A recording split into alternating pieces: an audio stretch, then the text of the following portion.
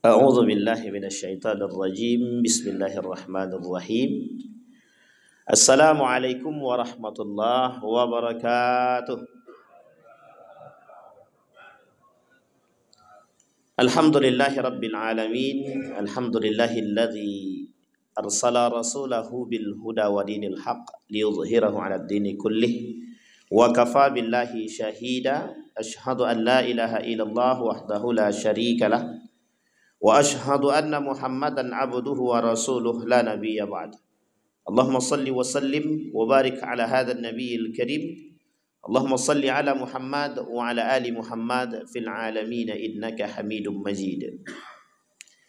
Ya ayyuhan nas ittaqu rabbakum alladhi khalaqakum min nafsin wahidah wa khalaqa minha zawjaha wa batha minhuma rijalan katsiran wa nisaa'a wattaqullaha wattaqullaha alladzi tasaaluna bihi wal arham innallaha kana 'alaikum raqiba. Wa qala Allah ta'ala ya ayyuhalladzina amanu taqullaha wa qulu qawlan sadida yuslih lakum a'malakum wa yaghfir lakum dhunubakum wa may yuti'illaha wa rasulahu faqad faza fawzan 'azima. Puji syukur kehadirat Allah dengan mengucapkan alhamdulillahirabbil alamin. Berselawat kepada Nabi dengan mengucapkan Allahumma salli ala Muhammad wa ala ali Muhammad fil alamin innaka Hamidum Majid. Mudah-mudahan di subuh hari ini Allah melimpahkan rahmat dan karunia-Nya kepada kita semua. Allah berkahi, Allah sehatkan, Allah kuatkan. Allah jadikan rumah tangga yang sakinah mawaddah warahmah. Kemudian untuk orang tua kita yang telah mendahului kita, Allah tempatkan di tempat terbaik di sisi-Nya. Allah terima amal ibadahnya, Allah kumpulkan bersama orang yang saleh. Dan untuk orang tua kita yang masih hidup, Allah kuatkan, Allah sehatkan, Allah murahkan rezeki. Dan insya Allah kita yang hadir semua husnul khatimah dan istiqamah dalam kebaikan dan ketaatan. Baik Bapak Ibu sekalian yang berbahagia, di subuh hari ini satu hadis dari baginda Nabi Muhammad SAW. Kita coba bukan mempreteli ya. Pretel itu bahasa lainnya. Kita coba membedah satu hadis ini. Karena dalam satu hadis ini ada 5 poin. Yang 5 poin ini menjadi bukti akan nubuat baginda Nabi Muhammad SAW. Kata baginda Nabi Muhammad SAW, yushiku alla taqumas sa'ah. Kata Nabi, tidak akan terjadi hari kiamat atau yakadu an yakuna sa'an an takuna sa'ah. Hampir terjadi hari kiamat jika kalian menemukan 5 perkara, kata Nabi.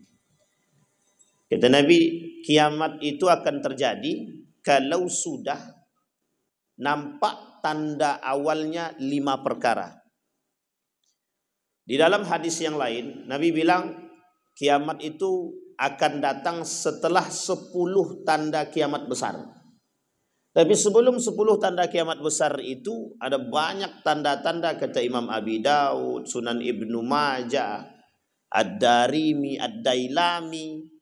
Itu menyebutkan dalam kitab-kitab mereka tentang beberapa fitnah. Berbagai macam fitnah yang terjadi. Di antaranya kata baginda Nabi Muhammad SAW, hatta yuqbadul ilmu. Yang pertama. Jadi Bapak Ibu sekalian yang berbahagia, kata Nabi dalam riwayat ini, yuqbadul ilmu. Ilmu itu dicabut. Ini kalau diuraikan oleh Imam Al-Ghazali di dalam kitabnya Ihya Ulumiddin. Begitu juga dalam satu kitab judulnya Al-Ulama Ar-Rabbani wal Ulama'il Akhirah. Jadi ada buku, judul bukunya Al-Ulama Ar-Rabbani wal Ulama Ad-Dunya. Ada ulama dunia, ada ulama akhirat. Itu disampaikan. Bahkan Umar bin Khattab itu menyampaikan khusus dalam hadisnya, hadis ini mauquf. Kalau mauquf itu dia tidak sampai kepada baginda Nabi, sampainya kepada Rasulullah, kepada sahabat saja. Hadis cuma sampai kepada sahabat, Tapi karena hadis ini sampai kepada para sahabat dan orang tahu, ulama mengerti, sahabat itu mesti sejalan dengan apa yang dilakukan oleh baginda Nabi Muhammad sallallahu alaihi wasallam. Imma minal qaul wal fi'il wat taqrir. Meskipun pada persoalan perkataan, perbuatan dan keputusan. Sehingga pada persoalan ini kata Umar bin Khattab, ini persoalan yang sangat berbahaya. Kata Umar begini, inna akhwafa ma akhafu ala ummati munafiqun alimul lisan.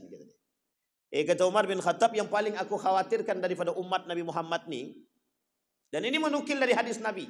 Nanti kita lihatkan hadis. Yang paling aku takutkan tuh munafiqun alimul lisan. Kemudian sahabat bertanya, kaifa yakunu munafiqan aliman? Jadi sahabat bertanya sama Umar, lu kok bisa? Ada orang munafik tapi cerdas, orang munafik tapi pintar, orang munafik tapi alim. Maka disebutkan munafiqan aliman. Itu Umar bin Khattab, kaifa yakunu hakadha? Kata sahabat, kaifa yakunu munafiqan aliman? Bagaimana jadinya kok bisa ada orang munafik bisa alim? Kemudian disampaikan sama Umar bin Khattab, munafiqun alimul lisan. Cerdas lisannya tapi tidak cerdas hatinya. Makanya disebut dengan munafik. Kalimat ini disampaikan oleh para ulama yang lain. Dalam tulisan mereka disebut dengan izharul Islam wa ibtalul kufri. Ada orang yang menyembunyikan kekufuran, mereka tampakkan keislaman. Itu namanya munafik gitu. Nah, kembali kepada poin tadi, yuqbadul ilmu dicabut. Poin pertama dulu. Ketika ilmu dicabut ini, kata Ustadz Adi Hidayat, itu bukan dicabut, bukan dihilangkan oleh Allah fisikanya, kimianya, matematikanya, fikihnya, bukan. Bukan ilmu itu yang hilang. Bukan dihilangkan, bukan digeser, bukan dihapus. Disarah oleh hadis yang lain. Innallaha la yantazi'u intiza'an. Walakinallaha yantazi'ul ilma biqabdil ulama. Tapi hilangnya ilmu, cabutnya ilmu tadi biqabdil ulama, dengan menghilangkan ulama. Dengan menghilangkan alim ulama. Sekarang kita garis bawahi dulu kalimatnya. Ulamanya yang kita garis bawahi. Loh, kalau ulama ini perlu kita garis bawahi, perlu sangat. Karena di akhir zaman itu yang ditakutkan oleh Nabi menjelaskan daripada hadis yang dinukil oleh Umar bin Khattab dari hadis baginda Nabi Muhammad SAW. Apa kata Nabi? Yang paling dikhawatirkan oleh Nabi di akhir zaman itu bukan Dajjal. Bukan Dajjal. Dajjal khawatir. Tapi di atas Dajjal ada yang lebih dikhawatirkan oleh Nabi. Sebelum Dajjal itu datang. Dajjal itu ada dua, kata Nabi. Dajjal itu ada dua. Ada berapa Bapak Ibu Dajjal nih? Dua. Satu. Dua. Satu Dajjal betulan. Namanya Masih Dajjal. Yang kedua, manusia jadi-jadian yang menyerupai Dajjal. Nah, ini yang paling penting tuh yang terakhir ini. Yang paling berbahaya. Kata Nabi, yang paling aku takutkan tuh bukan yang Dajjalnya itu. Sebelum Dajjal itu datang. Sayakunu fi akhir zaman dajjaluna kadzabun. Ada orang-orang manusia yang merupai Dajjal, kata dia. Lebih parah daripada itu. Dajjal ini satu. Tapi kalau dajjaluna kadzabun, banyak banget para Dajjal itu banyak sekali. Sehingga pada masa Nabi saja, Nabi masih hidup nih, Nabi masih hidup. Itu ada 3 orang yang oleh sahabat dikatakan nih kayak Dajjal orang nih, mirip ciri-cirinya. Orang pertama, orang kedua, orang ketiga hidup di kalangan di masa baginda Nabi Muhammad SAW. Sampai Umar bilang begini, ya Rasulullah, Fulani bin Fulan itu Dajjal. Tapi Nabi bilang begini, aku khawatir gitu. Kalau Dajjal dia bermata satu, tapi ini tak bermata satu. Sampai orang yang dikatakan Dajjal itu bilang begini, Dajjal itu tidak punya anak, tidak menikah. Aku menikah, aku punya anak. Dapatlah kesimpulan dari 3 orang pada masa yang sama itu. Kata Nabi, karakternya apa? Pendusta. Oh, kalau begitu keluar hadis tadi. Dajjaluna kadzabun. Manusia-manusia yang menyerupai Dajjal. Karena karakter Dajjal itu adalah pendusta. Berarti sekarang ini banyak Dajjal-Dajjal Ustaz. Beda tipis. Kok bisa begitu? Iya, karena pendusta tadi. Dia berbohong dan berdusta ini beda. Berbohong ini alamatin munafik. Tanda orang munafik memang. Tapi di atas tanda munafik ini ada yang lebih berbahaya daripada berbohong tadi, dusta. Dusta itu sudah tertanam kebohongan dalam diri dia, memang menjadi sebuah satu tabiat. Jadi dusta ini adalah satu tabiat yang sudah tertanam dalam diri seseorang. Yang otomatis keluar dari perbuatan dia, yang memang dia biasa melakukan itu. Ini yang disebut dengan dusta. Jadi kalau seandainya cuma berbohong sekali, dua kali, itu belum menjadi satu kedustaan. Kenapa? Karena dalam kedustaan itu ada pengkhianatan. Ini poin penting. Nah, kembali kepada poin tadi. Nabi, Umar mengambil daripada hadis Nabi. Kata Nabi, yang paling ditakutkan, aku khawatirkan di akhir zaman itu bukan persoalan Dajjal. Tapi yang aku persoalkan adalah ulama su. Seorang alim tapi su. Ulama tapi buruk perangainya. Sangat buruk perangainya. Dan yang mengisi akhir zaman itu ulama su. Disampaikan oleh Nabi dalam hadis yang tadi untuk menjelaskan pada hadis kita yang pertama. Hadis yang pertama kan ada 5 tanda hari kiamat itu kata Nabi. Dijelaskan pada poin yang pertama oleh hadis yang kedua yang kita gandeng tadi. Intiza'an yantazi'uhu. Walakin Allah yantazi'ul ilma biqabdil ulama. Dengan cara mengambil ulama. Kalimat selanjutnya muncul setelahnya ittikhazul juhal. Ittikhazul juhal ini artinya ketika ulama yang soleh ini diangkat, ulama-ulama yang baik diangkat, bermunculanlah ulama yang dua. Ulama su secara perangai, ittikhazul juhal satu. Ada orang yang mengaku ulama. Ada orang yang mengaku ulama. Kita ambil contoh. Ini saya sampaikan Bapak Ibu, biar Bapak Ibu lihat. Di televisi banyak. Banyak sekali. Betapa banyak hari ini orang-orang yang mengaku alim agar dia punya banyak pengikut sehingga mohon maaf. Akhir daripada perbuatan dalun wa adhan sesuai dengan hadis Nabi. Ittikhazul juhal, mengambil orang bodoh menjadi alim, mengambil orang bodoh jadi panutan, akhir daripada perbuatannya dalun wa adhan, sesat dan menyesatkan. Lihat Bapak Ibu sekarang film yang tenar tahu ya, namanya Walid Nak Dewi kan. Itu bukan cerita, itu fakta. Kalau Bapak Ibu mau lihat, kelilinglah Indonesia, pasti Bapak Ibu temukan. Kenapa kok begitu yakin Ustaz? Kami temukan. Waktu saya tinggal di Yogyakarta, 18 tahun kurang lebih kami tinggal di Jawa itu, dari Banyuwangi, perbatasan, kemudian Serono, Jember, sampai ke Yogyakarta, sampai Semarang. Boleh Bapak Ibu cek dah. Ada orang sholat, tapi tidak pakai baju sehelai benang pun, tapi pengikutnya banyak. Ini namanya ittikhazul juhal, uniknya punya pengikut. Itu tidak terlalu berbahaya. Zahir Ustaz kesyirikannya, zahir kemunafikannya, zahir kesesatannya. Ada orang yang samar-samar menyesatkan kita. Ada orang alim tapi tidak punya akhlak. Itu namanya samar-samar dalam penyesatan. Berilmu tinggi, tapi ternyata diam-diam ilmu yang tinggi digunakan untuk menyesatkan umat. Inilah kaum liberalisme, sekulerisme, pluralisme, materialisme, semua yang isme-isme, termasuk feminisme. Ibu-ibu jangan tersinggung ya. Feminisme, gerakan kewanitaan yang dipelopori oleh Eropa Barat, semuanya itu gerakan menuju kepada pembangkangan terhadap nilai-nilai Islam, sesat dan menyesatkan. Kami ini Ustadz gerakan anti poligami. Kata ibu-ibu kan misal, kami ini gerakan anti poligami. Ibu-ibu tidak mau poligami silahkan, tapi mengingkari hukum poligami kafir.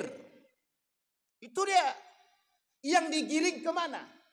Yang dia giring tujuannya apa? agar ibu-ibu ini benci dengan poligami.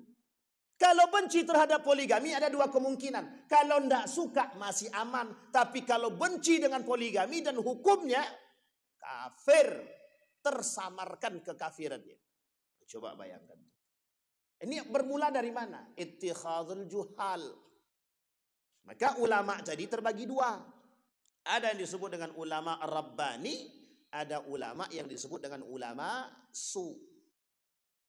Parahnya lagi kata Ali bin Abi Thalib, bukan ulama su. Kata Ali bin Abi Thalib, ulama dunia. Tahu Bapak Ibu ulama dunia ini maksudnya apa? Ulamaul amwal. Alim tapi butuh duit. Kata Ustaz Adi Hidayat namanya ulama air pump. Kalau tidak dibayar tidak keluar. Dan itu zahir. Bapak Ibu boleh. Ini kita katakan fakta saja, bukan apa tidak. Ini fakta Pak. Karena ini yang dihadapi. Ini saya ceritakan fakta yang sangat unik yang telah lama. Tidak sekarang ya, tapi lama. Dalam sejarah kemerdekaan Republik Indonesia. Ini kita ceritakan. Ada perkumpulan para alim ulama di Jakarta. Dalam masa penjajahan Belanda. Ada seorang alim yang dianggap kealimannya bekerja sama dengan Belanda. Tertulis dalam buku dan mendapatkan golden karena sudah mau bekerja sama dengan Belanda dan memberikan informasi perkumpulan para alim tadi di Jakarta. Pada akhirnya ulama-ulama yang berkumpul di Jakarta untuk menentukan kemerdekaan Republik Indonesia dibombardir, diserang. Itu yang ngasih tahu kumpulannya siapa? Alim, seorang ulama. Banyak yang protes pada tahun itu. Dan ini dituliskan dalam satu buku. Saya masih ingat betul buku itu dan masih ada di rumah itu. Dan buku ini diterjemahkan ke dalam bahasa ini oleh salah seorang dosen Universitas Islam Negeri yang ada di sini. Di Riau ini. Karena beliau termasuk muridnya. Dan ada di sini orangnya. Kalau Bapak Ibu tidak percaya boleh tanya itu sama orangnya itu. Pernah menjabat sebagai wakil rektor 1 Universitas Islam Negeri di sini. Tapi ini kalau sensitif potong aja Bang. Kalau tidak sensitif tidak apa-apa lanjutin aja. Sampai di sini paham Bapak Ibu? Oh itu jelas. Bekerja sama demi golden. Bapak Ibu tahu golden ya? Demi emas, demi duit, demi pendapatan. Ini yang disebut dengan ulama dunia. Itu yang ngomong bukan saya, kata Ali bin Abi Thalib. Sehingga oleh satu lagi ada yang menyebutkan dalam kata Hasan al-Banna itu bukan ulama dunia. Ulama usyayatin gitu deh. Lebih keras lagi Pak. Dikatakan oleh Hasan al-Banna itu lebih keras lagi. Ada ulama ul-akhirah, ulama dunia. Ada ulama ar-rabbani, ulama usyayatin. Dan ini yang sangat berbahaya. Nah, qabdil ulama dengan mencabutnya para alim ada dua makna. Satu, dimatikan orang alim sedikit demi sedikit. Jadi secara perlahan orang-orang yang betul-betul kealimannya dicabut oleh Allah Pak. Ini Bapak Ibu mesti tahu mana orang-orang yang baik secara perangai, akhlaknya, ilmunya tinggi. Itu akan Allah cabut satu persatu. Satu persatu. Kok orang baik ini, ulama yang baik ini kok mati ya, kok meninggal ya. Dicabut satu demi satu. Karena di akhir zaman, orang baik itu dimatikan. Orang beriman dimatikan oleh Allah. Di akhir zaman sebelum datangnya hari kiamat. Cabut. Nah, kalau sudah meninggal prosesnya satu-satu cabut. Satu-satu cabut. Maka yang tersisa yang mana? Yang tersisa ulama dunia. Yang kedua, makna yang kedua, dicabut kepakarannya. Ini yang terjadi. Idza wusidal amru ila ghairi ahli fantadhiris sa'ah kata Nabi. Hei umat muslim, lihat kata Nabi. Kalau sudah sesuatu diberikan kepada orang yang bukan pada pakarnya, tinggal tunggu tanggal mainnya. Jadi sesuatu yang diberikan kepada yang bukan ahlinya. Kita ambil contoh, mohon maaf, jangan tersinggung. Ahli teknologi atau kita ambil dia orangnya lulusan teknik, ahli teknik. Ahli teknik jadi Kementerian Agama. Kementerian Agama jadi kepala rumah sakit. Kira-kira sejalan apa tak sejalan? Kalau sudah zahir begitu modelnya, berarti tanda kiamat tuh Pak. Tapi sekarang modelnya begitu Ustaz. Siapa yang dekat dengan penguasa, dia yang jadi. Ya, jangan mendekat. Kalau tidak mau jadi. Tapi sunnatullahnya begitu, tanda kiamat. Jadi tanda kiamat itu memang begitu modelnya. Yang tak sejalan, yang penting aku dekat, mau jurusan aku apa, ahli aku apa, yang penting aku bisa duduk. Asal lu punya piti. Kalau kita tidak punya duit, betul kata Imam Al-Ghazali di akhir zaman itu. Wa innad darahima taqsur rijala mahabatan wa majalasa, kata Imam Al-Ghazali. Yang membuat manusia terhormat di akhir zaman itu bukan iman, tapi duit. Itu kata Imam Al-Ghazali. Ada perkataan Nabi begitu? Ada. Himmatuhum butunuhum. Perut, tujuan hidup mereka itu perut mereka. Wa mata'uhum syarafuhum, kemuliaan mereka, harta yang mereka miliki. Wa kiblatuhum nisa'uhum, kiblat mereka perempuan mereka. Jadi dunia itu adalah harta bagi mereka. Wa dinuhum, agama mereka itu adalah dananiruhum. Yang menjadi agama mereka, Tuhan mereka adalah harta. Sekarang perhatikan tolak ukur hari ini apa? Standar keputusan hari ini apa? Standar keputusannya punya duit. Orang yang punya duit bisa memutuskan apapun yang dia inginkan. Tapi orang yang mengerti agama mesti perlu dipertimbangkan. Ahli dia di bidang agama. Oh, ntar dulu Ustaz, kita pikirkan dulu yang lain. Ini tadi malam ada seorang nelpon tentang dia punya usaha. Awalnya dia dalam usaha ini berkomitmen tidak mau pinjam ke bank. Satu ketika datanglah cabang salah satu perusahaan perbankan itu menawarkan 25 miliar, 50 miliar ditolaknya. 25 miliar ditolaknya. Tiba-tiba datang orang kaya yang juga bekerja sama dengan bank, ditawarkannya 100 miliar. Dicarinya ulama-ulama yang membenarkan. Coba bayangkan, itu tadi malam. Real Pak perkataan ini. Saya bilang, kok bisa begitu?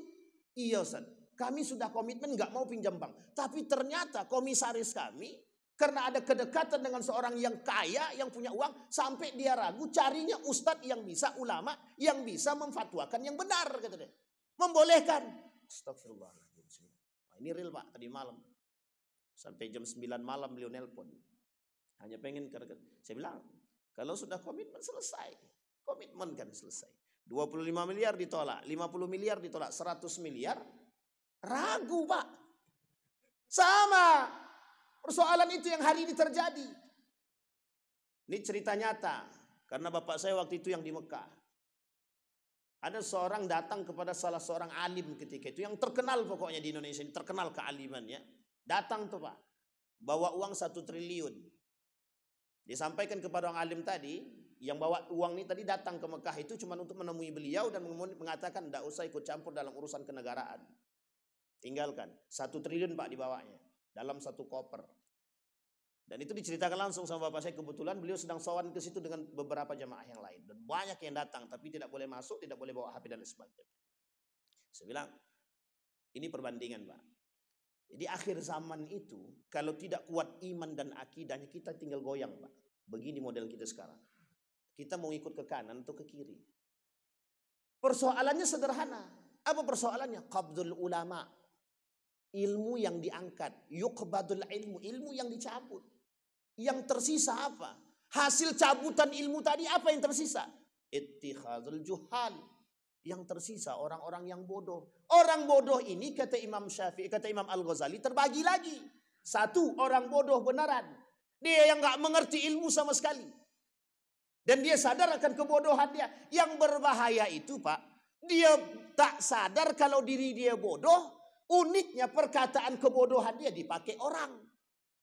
Nah, sekarang berapa banyak pengikut-pengikut, mohon maaf. Pengikut orang-orang yang seperti itu. Ini kita ambil contoh nih Pak.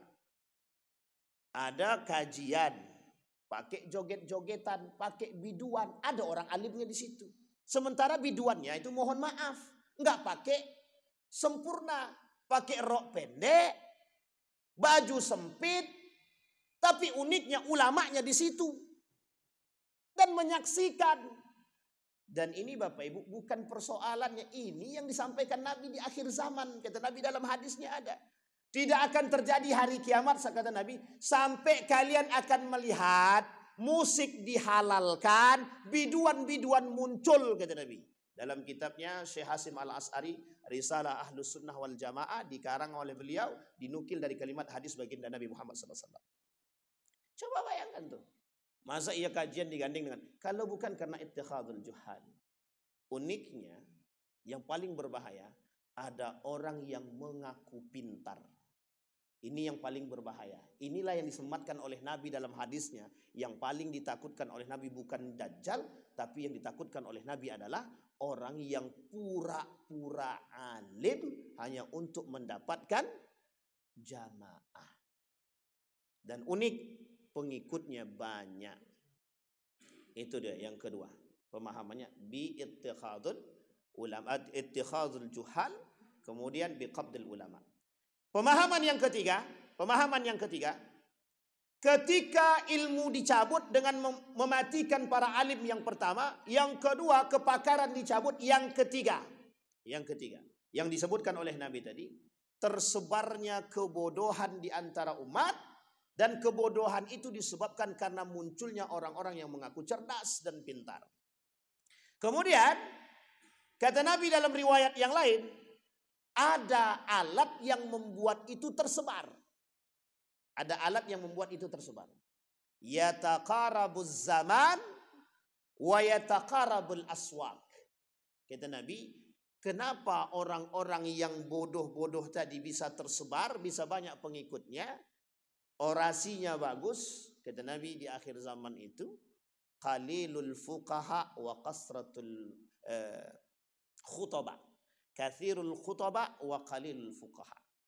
Banyak para penceramah, sedikit para fuqaha. Satu ketika Dr. Mawardi Muhammad Saleh kami minta untuk datang ke acara akikah anak kami. Terus saya sampaikan, beliau tanya, namanya siapa? Faqih, Ustaz. Loh, apa alasan ente ngambil namanya ini? Saya bilang, satu hadis baginda Nabi Muhammad SAW. Saya bilang kepada beliau, apa itu? Kathirul khutaba wa qalilul fuqaha. Saya pengen anak saya menjadi yang sedikit di antara yang banyak, Ustaz. Beliau kemudian istighfar. Kata beliau, mudah-mudahan menjadi orang yang betul-betul faqih. Amin ya rabbal alamin. Kenapa saya ambil nama itu, Pak? Karena dari hadis tadi. Di akhir zaman banyak para khutbah itu banyak. Khutbah itu banyak. Tapi yang sedikit itu fuqahanya. Sekarang kita lihat, lebih banyak mana yang terkenal? Para khutbah atau para fuqaha? Kata Ustaz Adi Hidayat itu, para fuqaha ini tidak punya channel YouTube, tidak punya channel TikTok, tidak punya channel Instagram. Tapi mereka duduk di pesantren, masih ada punya pondok-pondok ternama yang umurnya sudah 100 tahun, 80 tahunan. Dan mereka masih eksis di pondok mengajarkan ilmu-ilmu. Tapi justru sebaliknya, yang nampak di tengah umat itu bukan fuqahanya, justru para khutbahnya. Orang-orang yang ahli komentar dan lain sebagainya. Ini yang kemudian muncul di tengah umat. Nah, yang ditakutkan oleh Nabi yang seperti ini, kata Nabi. Kenapa kok bisa Nabi takut sekali dengan begini? Kita ambil contoh begini. Dajjal turun. Ketika Dajjal turun, apa yang disampaikan Dajjal semua masih terjadi, Pak. Tunjuk langit, hujan turun. Tunjuk orang mati, hidup. Ini kekuatan, kehebatan Dajjal. Perkataan Dajjal itu, di tangan kanannya, Dajjal bilang tangan kanan ini surga, maka sesungguhnya neraka. Kalau tangan kirinya ini neraka, sesungguhnya surga. Artinya apa? Manipulatif yang dia buat. Manipulasi. Manusia tertipu dengan lisannya Dajjal. Sama, Pak. Kata Nabi, kalau Dajjal itu cuma satu, datangnya di akhir zaman, maka akan datang orang-orang yang menyerupai Dajjal, yang seolah-olah di tangannya ada surga tapi neraka, yang seolahnya di tangan kirinya neraka tapi surga. Maksudnya apa? Lisan mereka munafiqun alimul lisan. Kita ambil ayatnya. Kalau Bapak tidak percaya, kita lihatin ayatnya. Kata Allah dalam Al-Quran begini. Wa minan nasi may yu'jibuka qawluhu fil hayatid dunya. Berapa banyak nanti manusia yang akan membuatmu terpesona dengan lisan mereka. Ini yang ngomong Allah, bukan saya. Kata Allah, berapa banyak manusia yang tertipu dengan keajaiban lisan mereka. Ini terjadi, Pak, pada masa siapa? Terjadi pada masa baginda Nabi Muhammad SAW. Saya sebutkan Bapak Ibu, sejarah kaum munafik pertama sekali di muka bumi ini dalam Islam terjadi pada masa baginda Nabi Muhammad SAW. Di mana? Di Madinah. Madinah itu kota suci atau tidak? Kota suci apa bukan? Saking sucinya kota Madinah ini, muncul di situ manusia munafik. 40 orang sekaligus muncul. Nabi kantongin tuh namanya. Diberikan kepada siapa? Diberikan kepada Hudzaifah ibn al-Yaman. Kata Nabi, pegang nih nama baik-baik. Jangan kasih tahu siapapun. Sampai Umar bin Khattab manggil Hudzaifah sini. Ada enggak nama saya di antara 40 kaum munafik itu? Kata Hudzaifah ibn al-Yaman cuma tersengir aja. Enggak disebutnya. Sampai dia wafat enggak ketemu. Tidak disebutkan siapa 40 orang. Tapi Nabi saking sudah begitu tidak sukanya dengan kaum munafik, pernah satu ketika kumpul di dalam masjid, disampaikan Nabi, Fulani bin Fulan berdiri, Fulani bin Fulan berdiri, sampai 40 orang. Nabi katakan mereka semua munafik, kata Nabi. Tapi ketika itu orang-orang yang lain tidak boleh melihat, cuman harus menghadap ke depan saja. Tapi Nabi tunjukkan nama-nama tersebut, Fulani bin Fulan, Fulani bin Fulan, Fulani bin Fulan. Coba bayangkan, kenapa saking Nabi tak sukanya perbuatan mereka yang suka mengadu domba, perbuatan yang suka mengacau, perbuatan mereka yang suka membuat onar dan lain sebagainya. Dan itu terjadi di mana? Di Madinah. Nabi masih hidup. Sekarang pertanyaannya, Nabi sudah masih hidup apa tidak? Sudah meninggal. Pertanyaannya lebih besar apa lebih ringan? Jelas fitnah itu lebih besar. Kata Nabi dalam hadisnya akan muncul di akhir zaman sab'ina kadzab. Akan muncul di akhir zaman, kata Nabi, 70 para pendusta. Sekarang saya tanya Bapak Ibu, berapa banyak pendusta yang muncul sekarang? Ada 70? Se-Indonesia ini ada 70. Tidak usah sedunia lagi, se-Indonesia. Ada 70. Kalau belum sampai 70 berarti belum tanda kiamat lagi itu. Tapi kalau sudah 70, hampir setiap lini ada pendustanya Ustaz. Berarti sudah lebih dari 70. Artinya apa? Bahasa itu kiasan. Sama dengan bahasa Nabi akan muncul di akhir zaman, kata Nabi, umat Islam itu terpecah menjadi 73 golongan. Pertanyaannya, 73 golongan yang selamat berapa? Satu, ahlus sunnah wal jamaah. Pertanyaannya, sekarang berapa banyak muncul aliran sesat itu? Majelis Ulama Indonesia lebih dari 1000-an aliran sesat yang ada di Indonesia. 73 apa 1000? Itu baru Indonesia.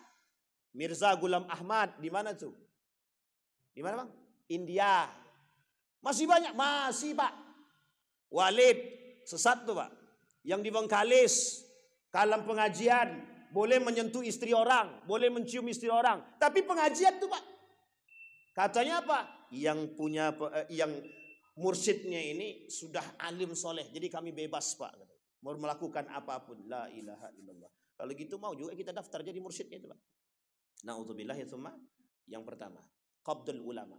Jadi Bapak Ibu, kalau kita tidak bersiap di akhir zaman dengan ilmu dan iman yang teguh, dia dua cuman kuncinya Pak, ilmu iman. Kalau berilmu saja tanpa iman mesti hancur Pak, hancur. Kalau beriman tanpa ilmu, ini susah Pak. Orang ibadah sholat tapi tanpa ilmu, tidak ada gunanya Pak. Hal yastawil ladzina ya'lamuna wal ladzina la ya'lamun, tidak sama orang beribadah itu dengan ilmu tanpa ilmu, tidak sama. Maka kedua-duanya harus jalan, ilmu iman. Orang berilmu kontrolnya apa? Iman. Jadi jangan mentang-mentang punya banyak ilmu, mohon maaf. Banyak ilmu, tapi karena tidak punya iman, lisannya suka-suka hati dia mencaci maki orang. Lisannya suka-sukanya mencaci maki. Itu kalau tidak ada kontrolnya Pak. Oke, ulama suk itu banyak. Apa penyebab mereka jadi suk? Lisan mereka, akhlak mereka. Poin yang kedua. Poin yang kedua ini kata Nabi, tuzharul fitan. Dari 5 tadi, yang pertama qabdul ilmu, yang kedua tuzharul fitan. Banyaknya fitnah-fitnah tersebar kata Nabi. Banyak fitnah-fitnah yang tersebar. Fitnah apa? Kemungkaran, fahsya. Dalam Al-Quran Allah sebut, inna salata tanha 'anil fahsya wal munkar. Salat mencegah perbuatan keji dan mungkar. Keji di sini apa? Zina. Pokoknya semua perbuatan-perbuatan yang berkenaan dengan kekejian. Semua muncul di akhir zaman itu. Fitnah ini muncul semua. Pelaku zina. Bapak Ibu lihat sekarang. Banyak enggak pezina-pezina itu? Bukan zina itu bukan ingat Pak. Zina itu bukan hanya berhubungan badan. Bukan hanya berhubungan badan. Zina itu anak laki-laki perempuan laki-laki dan perempuan berboncengan, dia keliaran, itu zina tuh Pak. Zina. Tidak berhubungan badan tapi berciuman, pusat zina. Berpegangan tangan aja yang bukan muhrim aja zina. Apalagi lebih daripada itu. Sekarang Bapak Ibu lihat. Ada kita berani menegur. Hei nak, jangan kalian berpegangan tangan kalau belum nikah. Pernah kita begitu. Justru orang tuanya, jangan pulang malam-malam ya. Itu orang tua zaman sekarang tuh Pak. Coba kalau kita tidak punya iman yang kuat, habis kita Pak. Generasi yang rusak, kemungkaran kata Nabi. Fitnah ini terjadi. Perjudian di mana-mana. Uniknya sekarang Pak, perjudian di mana-mana. Di mana-mana judi. Sekarang judinya sudah tren. Tidak lagi face to face judinya, tapi online. Bapak Ibu lihat judi online. Kasus anggota dewan yang main judi online. Sampai stres. Kemudian pinjaman online, gara-gara kalah judi online, dia pinjam online. Setelah pinjam online tak mampu bayar, stres dia Pak. Nah sekarang uniknya, hutang Indonesia melimpah, muncul pula pernyataan. Buat kita bangun aja kasino di Indonesia kata dia. Untuk menambah pendapatan negara. Astaghfirullah wa atubu ilaik. La haula wa la quwata illa billah. Coba bayangkan, sekarang kita tanya, itu di mana letak logika akal sehat kata Rocky Gerung itu di mana? Sudah tahu negara kita penuh dengan hutang, kok datang dengan cara yang maksiat kepada Allah. Di kemarin saya lewat Pak di jalan dekat pasar bawah itu. Malam hari. Saya keluar jam habis maghrib. Sepanjang jalan itu Pak, yang di dekat tempat mainan anak-anak itu. Itu jualan apa itu Pak? Khamar. Bir bintang. Loh kok dibiarkan? Kok seperti itu Pak jualannya? Jadi tandanya kalau seperti itu kita sedang membuka jalan kemurkaan Tuhan. Mau ada alimnya di sini, mau sekuat apapun alimnya, kalau tak punya pengaruh, tak berani, tak bisa berbicara begitu, kemungkaran merajalela, khamar jualan bebas, ya mohon maaf kata Tuhan. Maaf, mau alim kali ente tetap aku binasakan. Karena kealimanmu tak bermanfaat bagi yang lain. Itu yang terjadi sekarang. Saya sampaikan sama Kiai Misran waktu itu. Kebetulan beliau Majelis Ulama Indonesia. Ustaz, saya bilang, kemarin ada jalan, dia bilang, Anda tengok tuh Ustaz. Di situ Ustaz banyak sekali yang jual khamar itu. Apa jawaban beliau? Itu yang harus kita basmi Wan. Cuman ternyata di belakang itu ada pemainnya Wan. Itu masalahnya Wan sekarang. La ilaha illallah. Sampai di sini paham maksudnya Bapak Ibu. Uniknya pemain itu penyokong dana pada. Nah, itulah pokoknya. Ya panjang cerita kalau sampaikan ya Bapak Ibu. Saya bayangkan di mana posisi kita. Sekarang Bapak Ibu perhatikan. Permainan ini kecil. Sekarang kita ambil yang garis besarnya Pak. Begitu cara Yahudi mempermainkan kita hari ini. Begitu cara Yahudi mempermainkan kita. Skala kecil saja kita dihabisi oleh orang kita sendiri. Yahudi mempermainkan kita dengan model begitu. Dia tak hancurkan kita dengan, mereka tidak hancurkan kita dengan tangan mereka. Tapi Yahudi menghancurkan kita dengan tangan orang lain. Masih ingat kalimat ini dalam Al-Quran. Walan tarda ankal yahud walan nasara. Yahudi gunakan tangan-tangan Nasrani untuk menghancurkan umat Islam. Yahudi minoritas yang paling sedikit di muka bumi ini. Tak lebih dari 5 juta penduduknya. Semuanya. Tapi sangat sedikitnya mereka itu memegang dunia hari ini. Apa mungkin Amerika takut dengan Yahudi? Betul. Amerika yang takut dengan Yahudi. Amerika yang takut dengan Israel. Israel tidak pernah takut dengan Amerika. Menggunakan permainan-permainan. Salah satu permainan yang mereka gunakan adalah duit. Dengan uang inilah mereka bisa kuasai dunia. Siapapun bisa mereka beli termasuk para alim. Na'udzubillahi thumma na'udzubillah. Nah kaitan dengan yang terakhir Pak. Sebenarnya ada 5 tapi kita ambil yang paling terakhir. Kata Nabi yang terakhir sebelum saya tutup. Kata Nabi yang terakhir adalah. Akan muncul perperangan demi perperangan. Jika Bapak Ibu temukan perperangan kian berganti silih datang antara satu dengan yang lain. Maka kata Nabi nubuat Nabi terbukti. Apa terbuktinya nubuat Nabi? Tidak akan terjadi hari kiamat sampai di akhir zaman itu akan muncul gejala perperangan. Yahudi hari ini akan membangun 5 perperangan besar di muka bumi.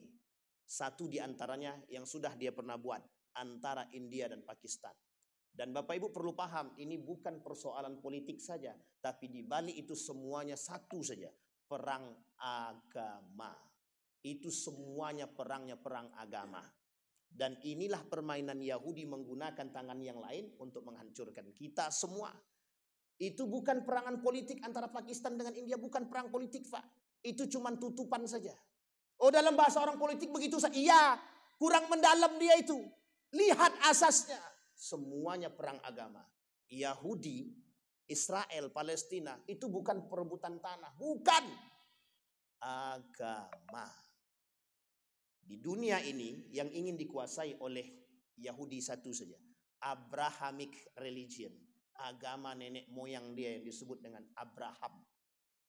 Maka Bapak Ibu, dalam kitab mereka Talmud, dengan tanpa ada rasa belas kasihan, itu sudah menjadi sebuah kewajiban.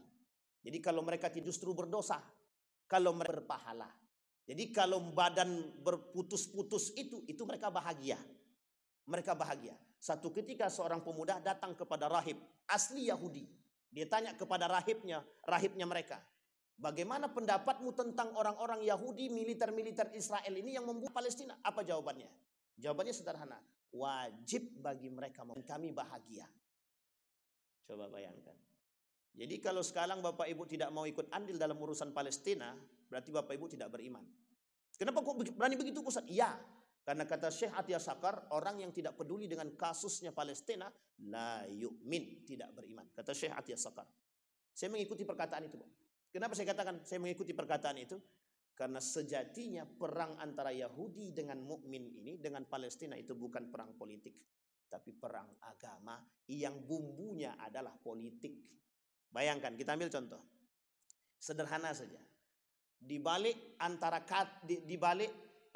perdamaian gencatan senjata antara Yahudi Israel dengan Palestina, ada satu negara namanya Qatar. Bapak Ibu mau tahu? Qatar bekerja sama dan sama-sama latihan militer dengan Amerika Serikat dengan Israel. Yang mendamaikan gencatan senjata siapa? Qatar. Qatar bermain di belakang itu kerjasama latihan bareng dengan di Uni Soviet. Latihan bareng dengan Amerika, latihan bareng dengan tentara Israel.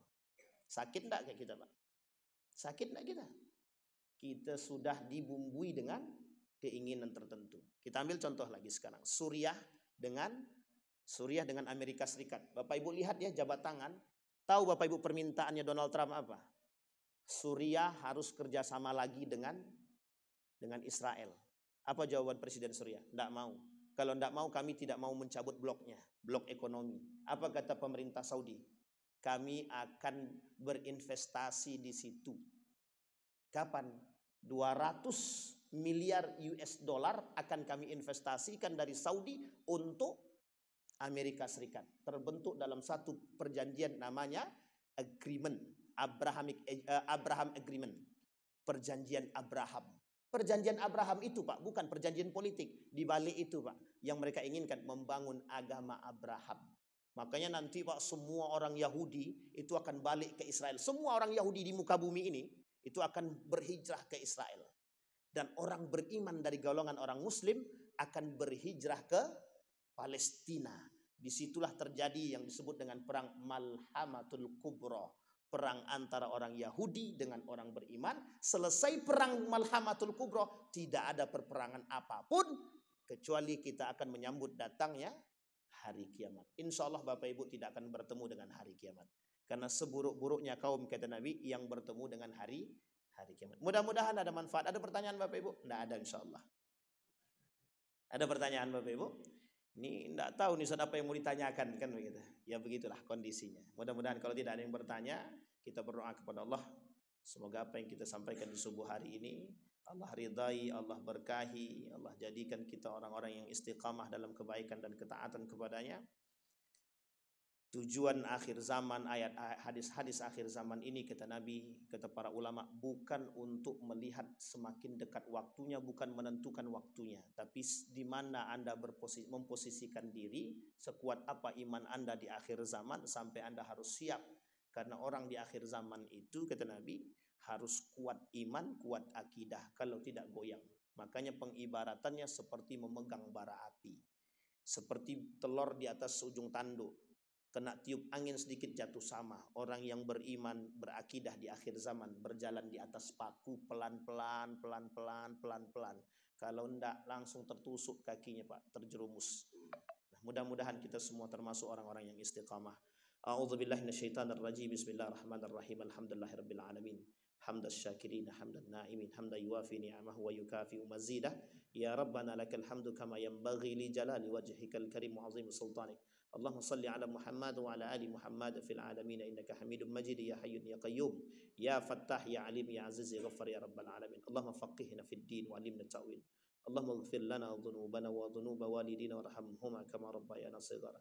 Allahumma ighfir lana dhunubana wa kaffir 'anna sayyi'atina wa tawaffana ma'al abrar. Allahumma ighfir lahum warhamhum wa'afihim wa'fu 'anhum wa akrim nuzulahum wa wasi' madkhalahum waj'alil jannata mathwahum. Allahumma inna ala dzikrika wa syukrika wa husna ibadatik. Allahumma ij'alil Qur'anal 'azima rabi'a qulubina wa nura sudurina wa jilaa'a ahzanina wa dhihaba humumina wa ghumumina. Allahumma tsabbit qulubana bil iman wa tahhir qulubana bih. Allahumma anfa'na bima 'allamtana warzuqna 'uluman تنفعنا في الدين والدنيا والآخرة. اللهم اختمنا بحسن الخاتمة ولا تختمنا إلا بحسن الخاتمة. اللهم انصر من نصر الدين واخذل من خذل المسلمين. اللهم انصر إخواننا المجاهدين في فلسطين وفي غزة وفي كل مكان. اللهم دمر اليهود، اللهم دمر اليهود، اللهم أهلك الكفرة والمبتدعة والمشركين أعداءك أعداء الدين. ربنا آتنا في الدنيا حسنة وفي الآخرة حسنة وقنا عذاب النار والحمد لله رب العالمين. Assalamualaikum warahmatullahi wabarakatuh.